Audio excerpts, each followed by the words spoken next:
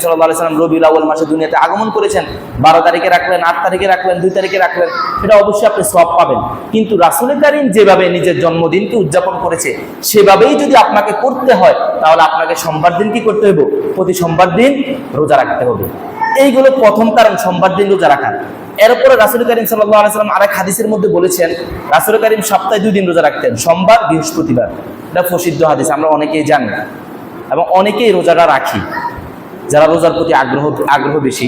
তো রাসূল কারীম সাল্লাল্লাহু আলাইহি ওয়াসাল্লাম বলেন যে আমি সোমবার এবং বৃহস্পতিবারে রোজা রাখি এই কারণে, সোমবার এবং বৃহস্পতিবার এই 2 দিন আল্লাহ তাআলার নিকট আমাদের সকলের আমল আল্লাহ তাআলা দরবারে প্রেরণ করা হয়, অর্থাৎ আল্লাহ তাআলা দরবারে হাজির করা হয় যে এই ব্যক্তি শুক্রবার থেকে সোমবার পর্যন্ত এই আমল করেছে, সোমবার থেকে বৃহস্পতিবার পর্যন্ত তার এই আমলনামা।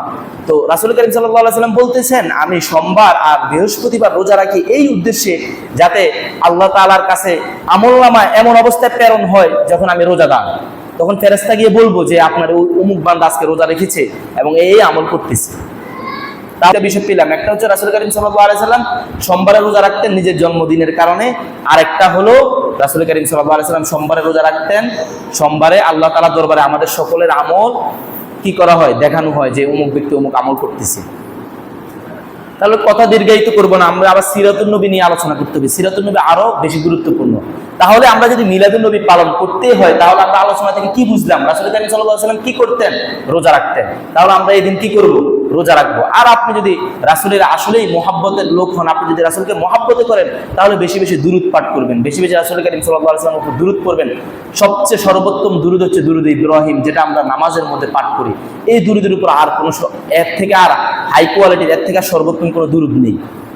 দুরূদ ইব্রাহিম সবচেয়ে বেশি গুরুত্বপূর্ণ, সবচেয়ে বেশি মর্যাদাপূর্ণ। এই কারণেই নামাজের মধ্যে দুরূদ ইব্রাহিম পাঠ করার বিধান দেওয়া হয়েছে। আরেকটা দুরূদ আছে ছোটর মধ্যে অনেক গুরুত্বপূর্ণ, সেটা হচ্ছে সাল্লাল্লাহু আলাইহি ওয়াসাল্লাম। এই দুরূদটাও পাঠ করতে পারেন। রাসূলের মহব্বত যদি আপনাকে বহিঃপ্রকাশ করতে হয় তাহলে আপনাকে রাসূল সাল্লাল্লাহু আলাইহি সাল্লামের উপর বেশি বেশি দুরূদ পাঠ করবেন। তাহলে সংক্ষেপে মিলাদুন নবী সম্পর্কে আলোচনা করলাম।